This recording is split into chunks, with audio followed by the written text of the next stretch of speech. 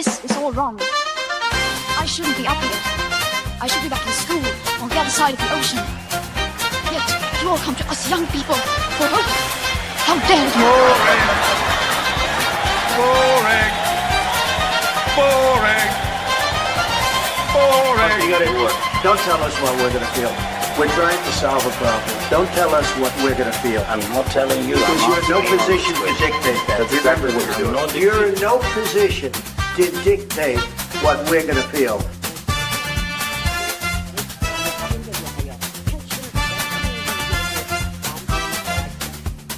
I call again for an immediate ceasefire in Gaza, the return of the sausages, the hostages.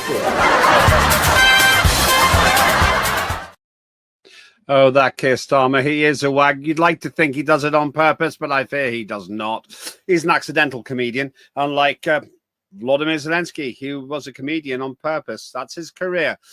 His side hustle is politics, and that's what we're going to discuss today. Welcome to Lembit Öpik Live here on Unprecedented TV, where we find the facts, kill the spin, and tell it like it is as best we can.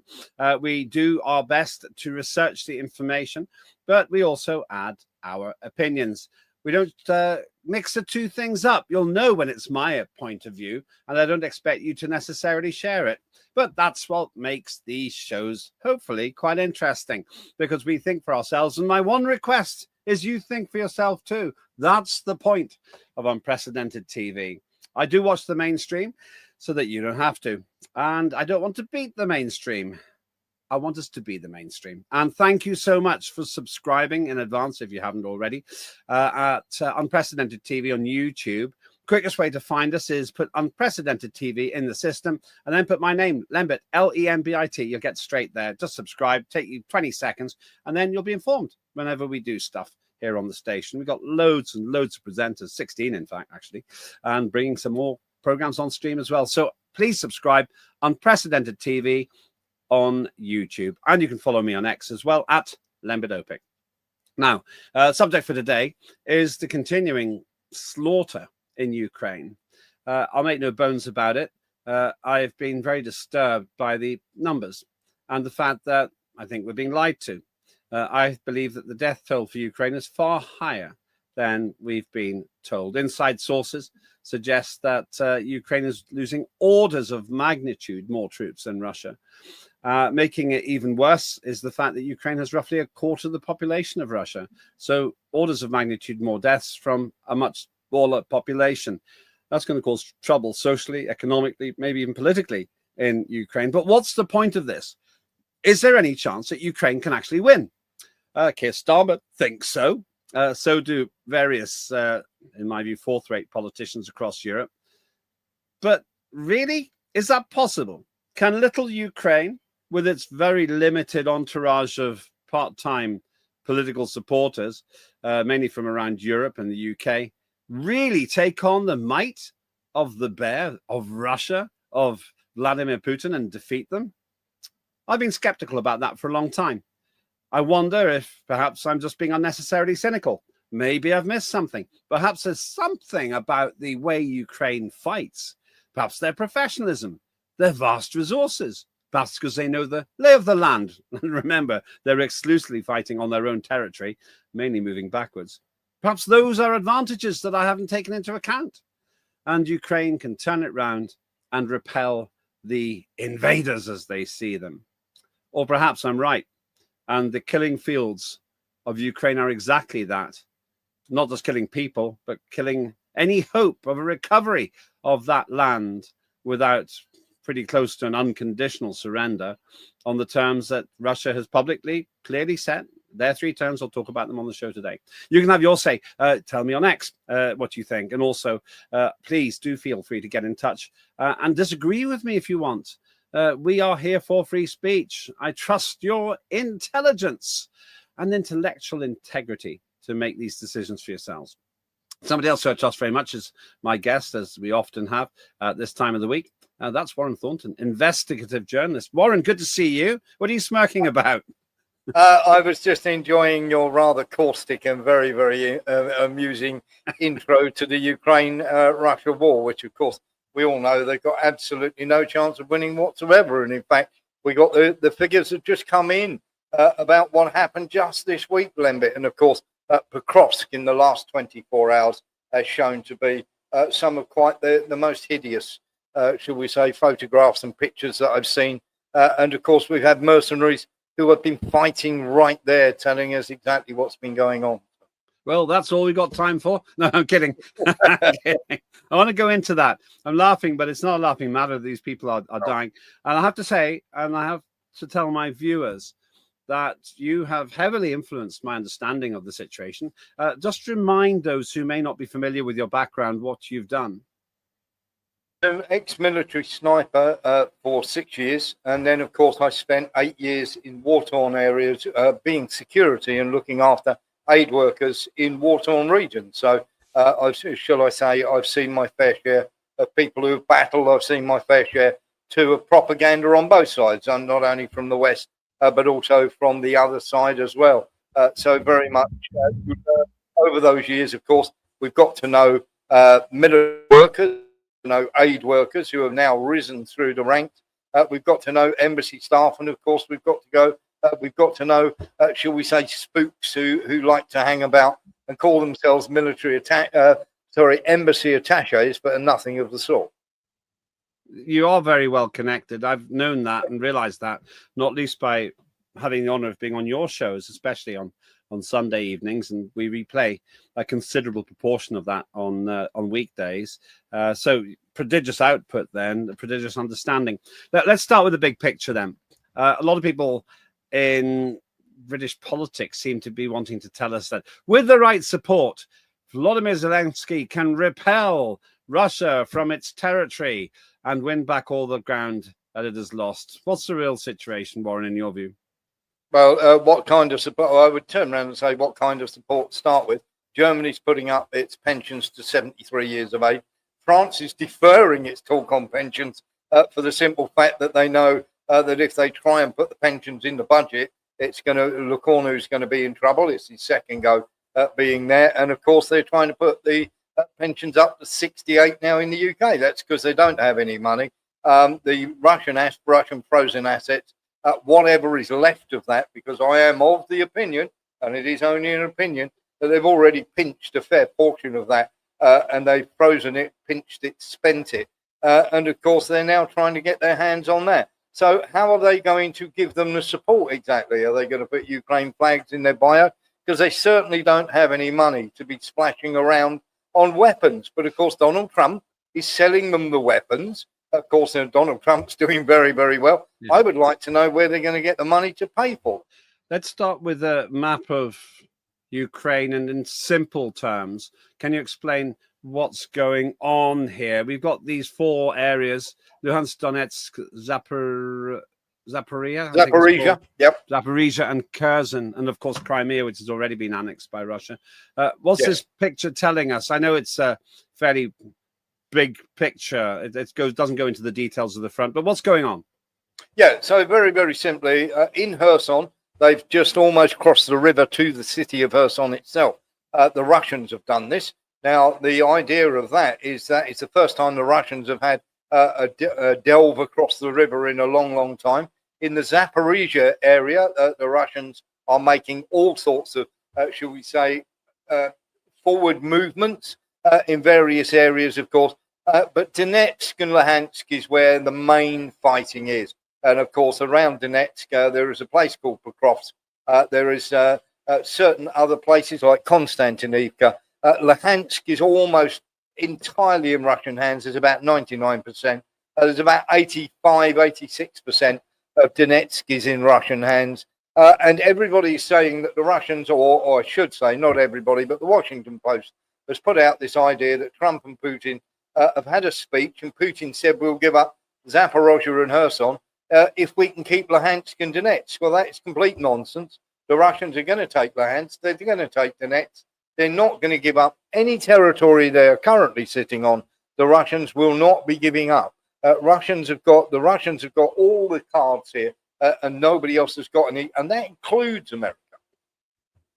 That's interesting, because I see endlessly on the ever diminishing reportage on the mainstream, but I see endlessly the same message, oh, that Ukraine can have the support of the West. We got people like Starmer redoubling his support, telling us how Europe will back them and so on. But you're telling me that none of that really is making any difference.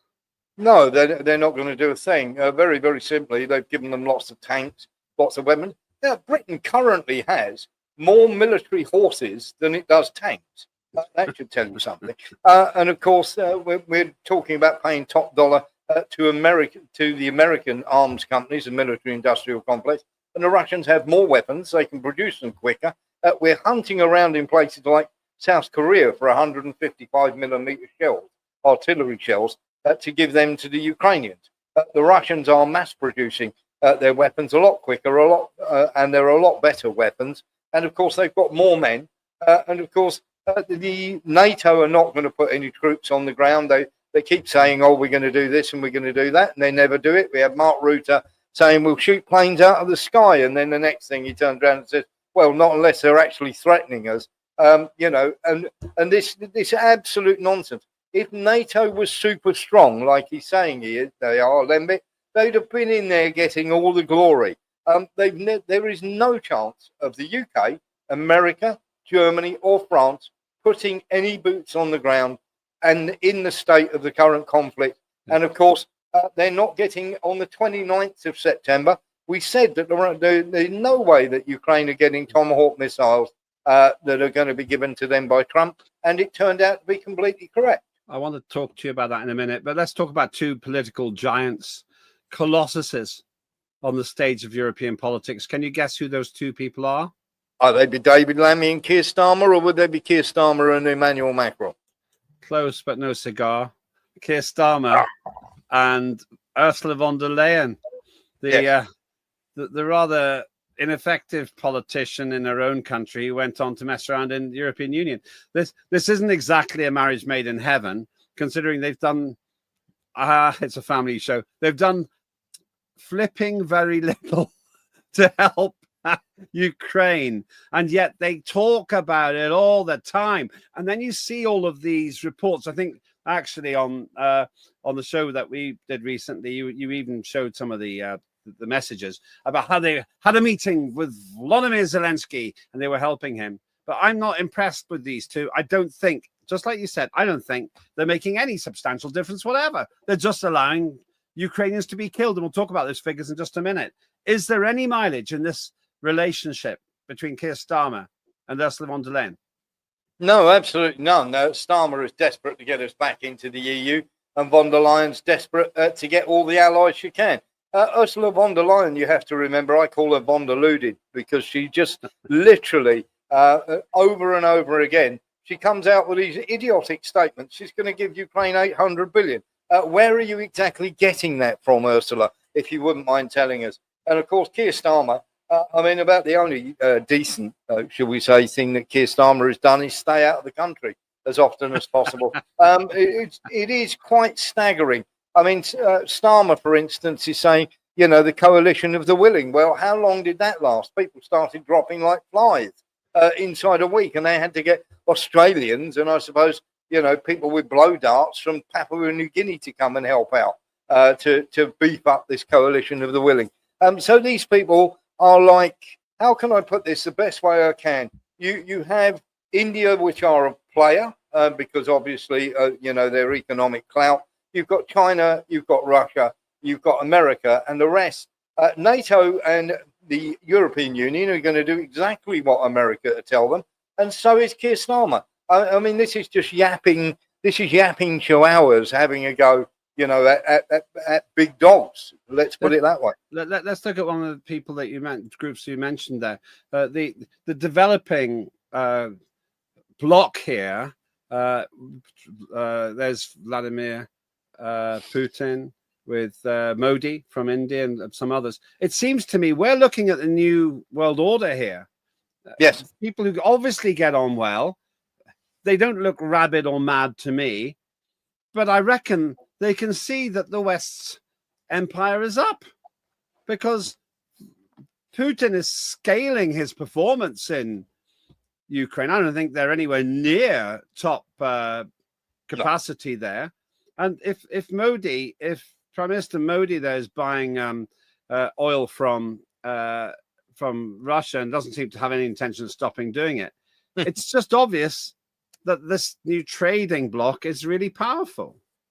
Yes, absolutely. I mean, you've had Modi, who's literally, they've done it diplomatically, but they've turned around and said that we're not stopping buying Russian oil. We will do whatever's good for our country. If America decide to sell it to them cheaper than they do to Russia, then they might well buy it. But of course, we've all seen the idiotic deal that Ursula von der Leyen, somebody we've already mentioned, did with Donald Trump, where she sold Europe down the river. She's actually, and they've actually come out with this and said, we've got to stop buying Russian oil. Well, that's fine. That just means there's more Russian oil for China. There's more Russian oil for India. And of course, the Chinese are just sitting back. China, Russia, and India are already aware, because of the threats, because of the economic threats that have come against them, have already decided they are better off in bed together. Those three big countries are better off in bed together, because once somebody's been dealt with, it'll be our turn next. And of course, should we say that Trump saying some of the things that he said hasn't helped in the slightest. Every time we've got a problem with a Russia trade deal, with the Chinese trade deal, we're now in a trade war with China, then everything's going to be okay when the markets take a plummet. I'm going to get Putin to do this, and then Putin turns around and goes, our position hasn't changed, and they go, okay. And then we had Trump saying, I've convinced Modi not to buy any Russian oil, and Modi turned around and gone, I haven't spoken to him on the phone. So there is a lot of bluster and a lot of hot air, but they don't have any cards. Ukraine are losing men like there's no tomorrow, and economically, you can't threaten these three countries. Now, I want to, after the short break, I want to talk about the numbers. Yes. But it seems to me that Ukraine is quite literally burning. You Yes. just see these pictures coming out again and again and again. And there's one, for example, where Russia seems to be absolutely pounding Ukraine. After the break, I want to ask you three questions. Number one, what's the reality on the ground in terms of the numbers, in your view? Secondly, what is Russia actually bombing? And thirdly, if they're that powerful, why haven't they flattened Ukraine? We'll cover those three things in just a minute. In the meantime, I want to say to you that I had a very good experience of talking with our show, Dire Consequences. It really is going forward with tremendous vigor. And I'm so grateful to Claire for introducing me to some true freedom fighters, some true defenders of their communities, especially against sexual molestation by illegal immigrants, for example. Claire Dyer's program, if you watch nothing else apart from this one, also watch Dire Consequences.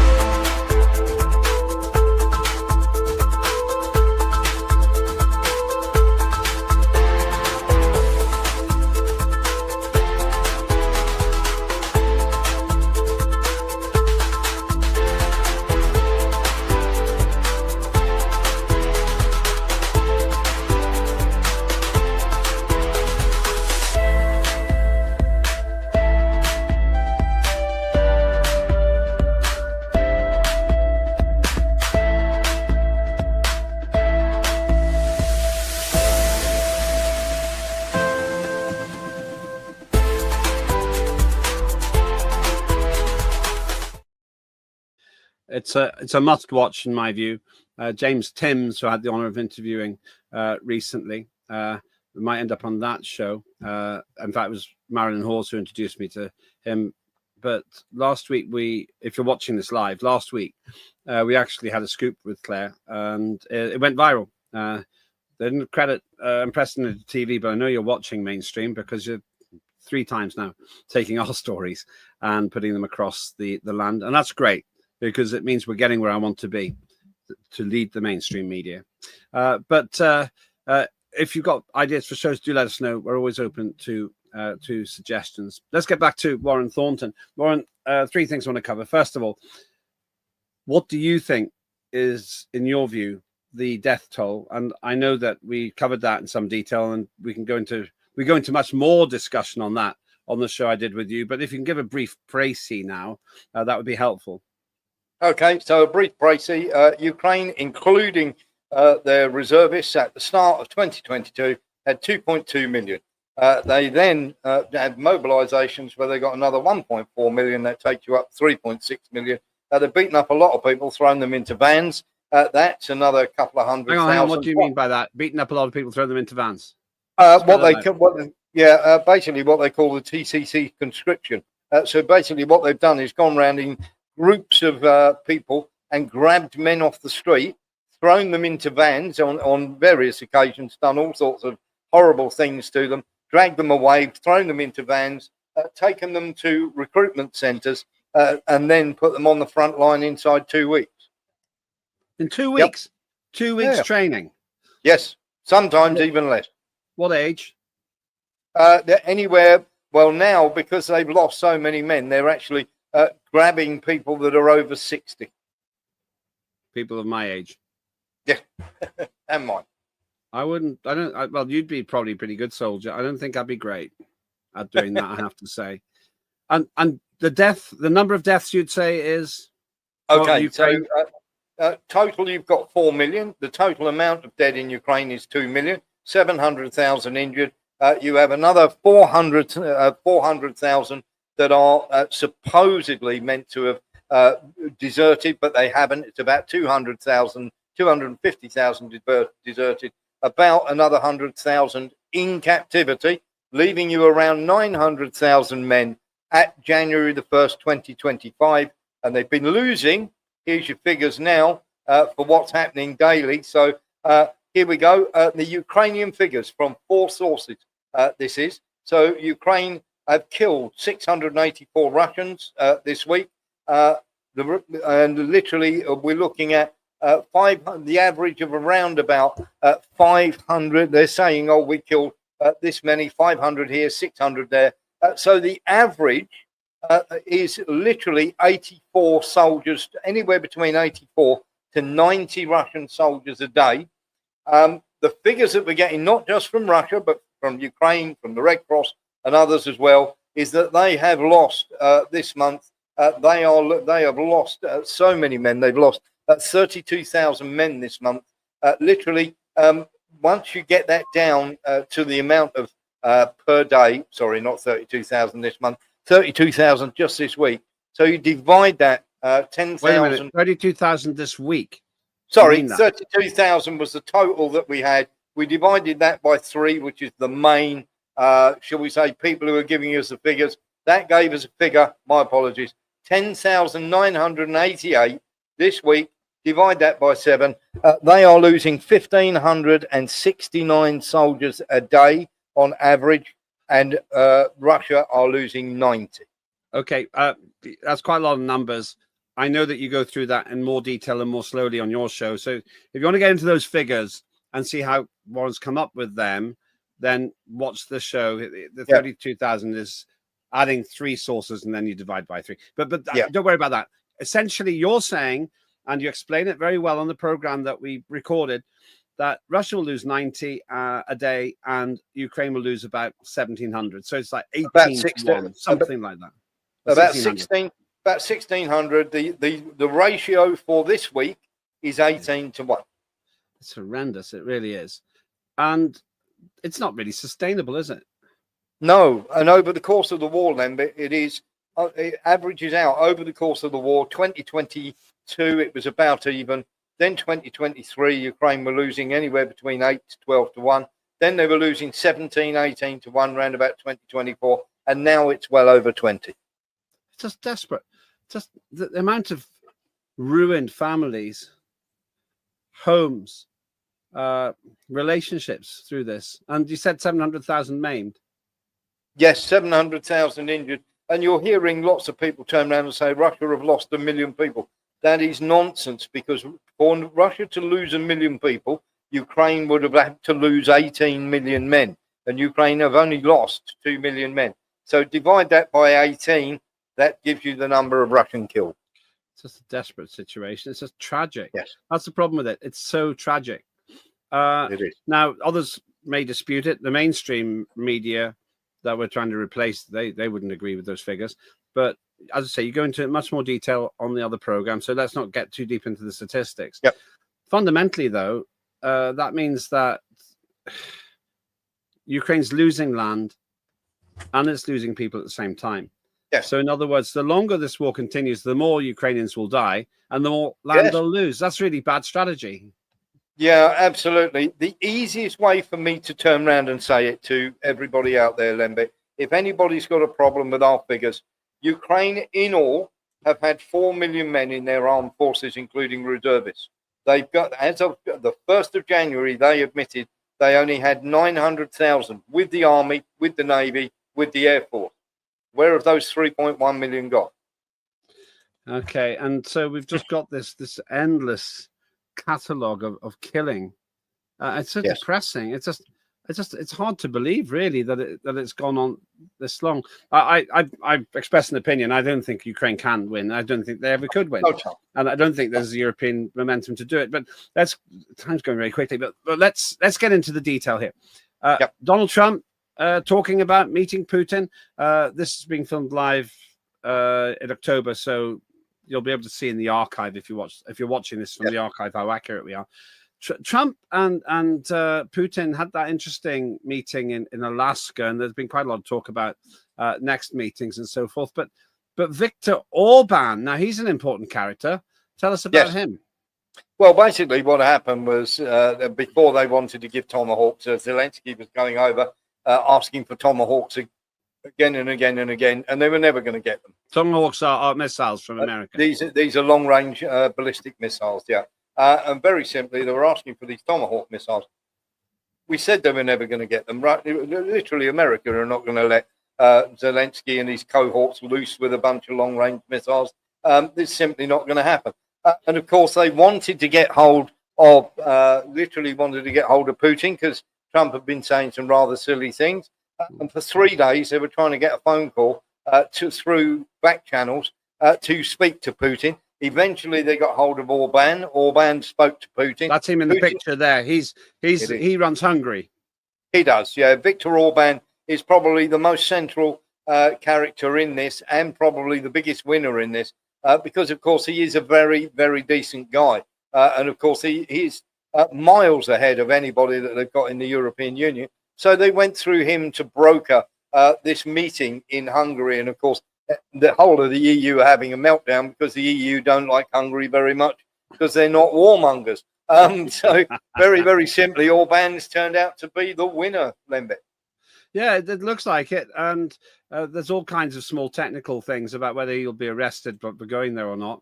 But Trump and Orban and Putin seem to be a good alliance. We talked about Erdogan in Turkey. Orban seems to be the negotiator. He seems to be the go-between. Yes. Yeah, very much so. And that's for people turning around and saying, you know, people are worried that, if he flies to Hungary, there's going to be a problem. America will turn around and tell the rest of Europe, do not touch his plane in any way, shape or form. Because if you do, you don't get Putin, who is seen as a moderate. You get Medvedev. And if you get Medvedev, then you've got a real problem on your hands because he will want to sort it out. So the EU will bark and they'll yap, Lembit, but they won't do a damn thing to Putin's plane. They'll leave it be. All this ICC arrest warrant and everything, it is being shown up for the nonsense it is. Nobody is going to touch Putin's plane. Some people say now that there's all this talk about large amount of deaths and this talk about negotiating with Putin puts you in the camp of being a Russia supporter. Now, that may or may not be the case, but there's this we found. Russian hackers claim database breach alleged 1.7 million Ukrainian casualties. That tends to back up the kind of figures you're talking about. Mm-hmm. What would you say to those who say, well, you're just representing Russian propaganda? It's not right representing Russian propaganda. I want to stop them killing Ukrainians because it's good, decent Ukrainians that are getting killed here. Propaganda, at the end of the day, propaganda is when you turn around and you say Ukraine can win, Russia's economy is in the toilet and things like that. Well, currently, Russia's GDP growth is better than anybody in Europe, and currently, Russia are sitting on 20% of Ukraine's land. Now, does that sound to you like someone who's losing? No, it's quite obvious. I think, well, you know my view, even the most hard-bitten supporter of Ukraine, even the kind of person who'd put a Ukrainian flag on top of Downing Street can't seriously think that Ukraine is having a good war.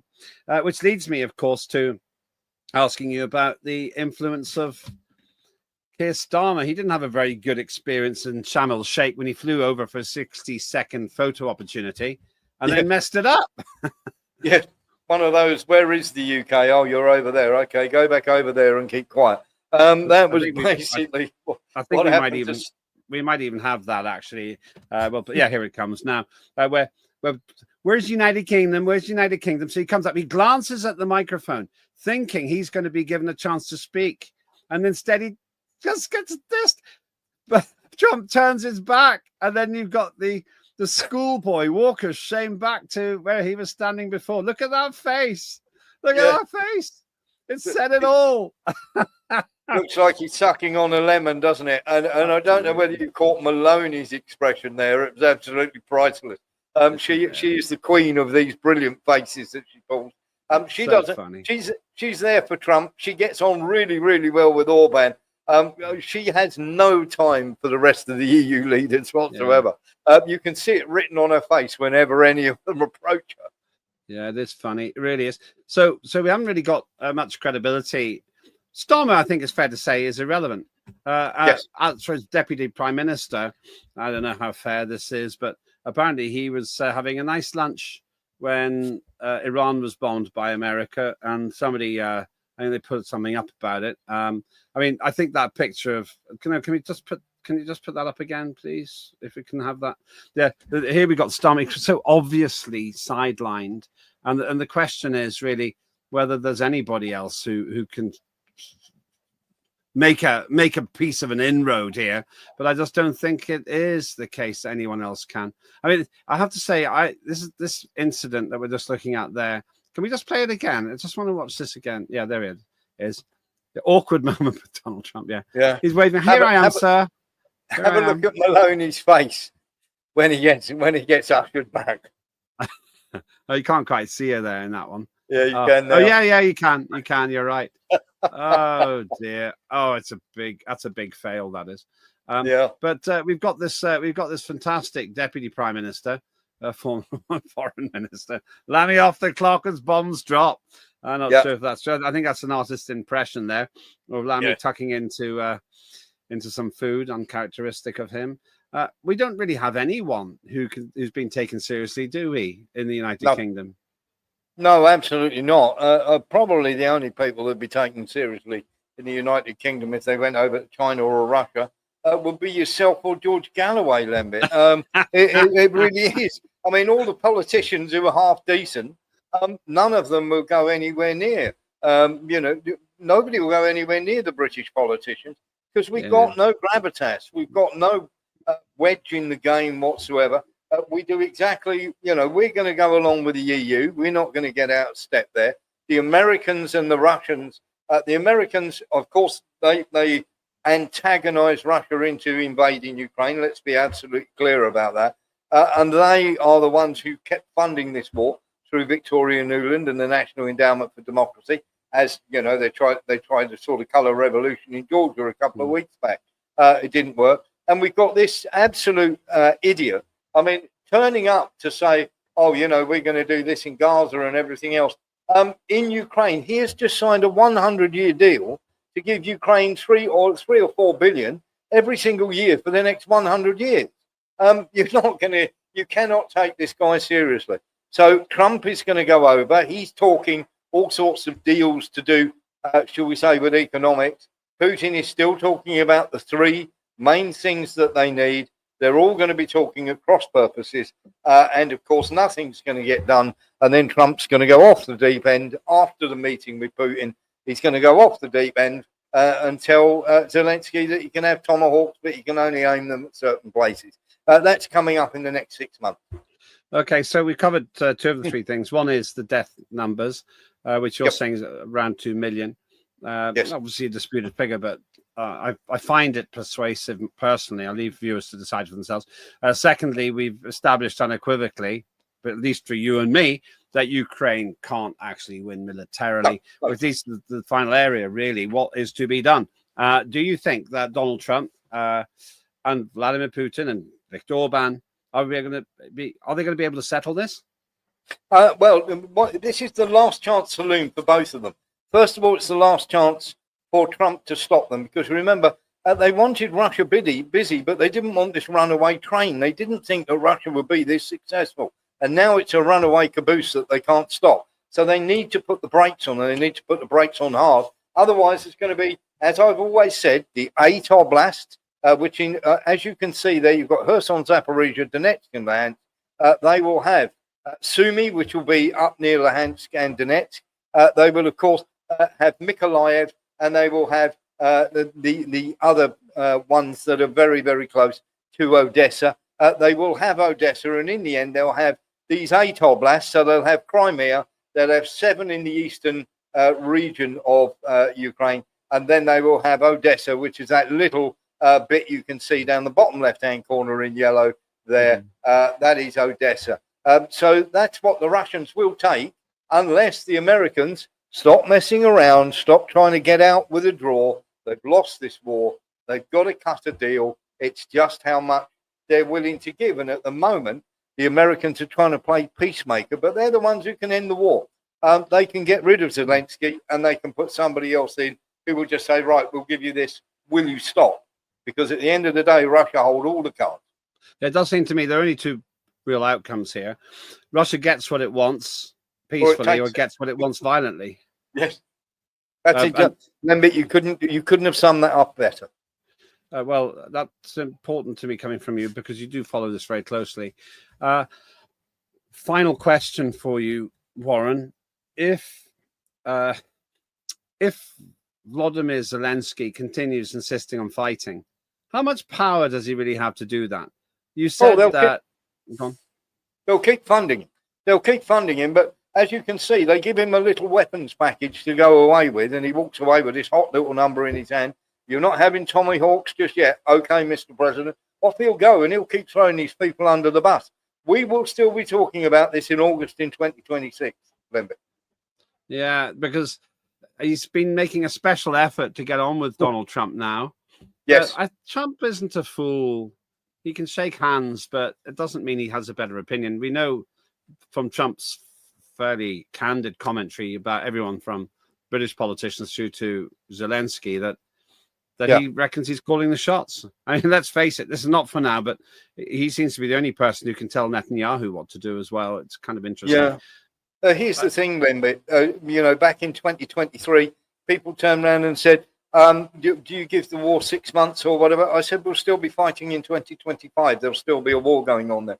And people called me crazy at the time. You were right about that. I was wrong. Okay, happy now? No, I mean, I'm talking way back in January 2023. Oh, well, yeah. I was saying we'll still be fighting in 2025. And they went, no. And believe me when I tell you, Lembit, the time when it starts to get very tricky is August 2026, because Ukraine are then down to so low in the numbers, NATO and America must make a choice to walk away from the war and settle a peace deal, or to go all in. And they've got a choice. August 2026 is make or break, because the numbers that they're losing every day shows that Ukraine, round about August 2026, are at literally the tipping crisis point there. That sounds really scary, the way you say that.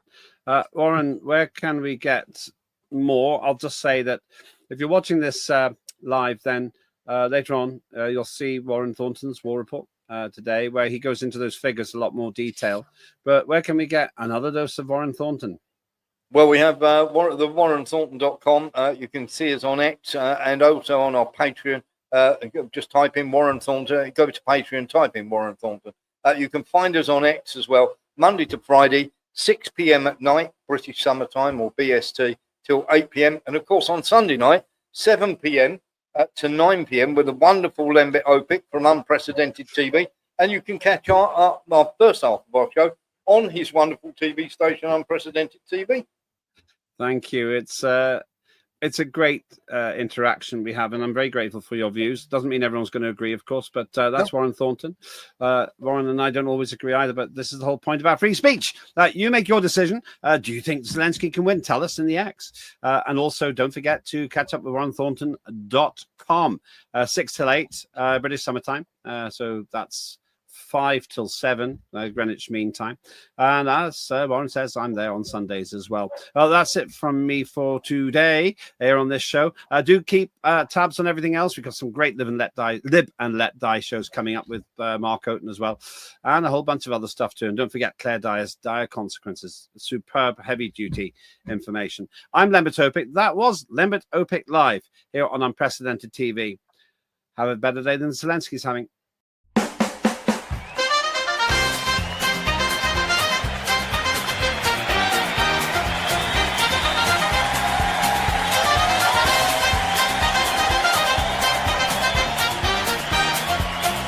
Immediate ceasefire in Gaza.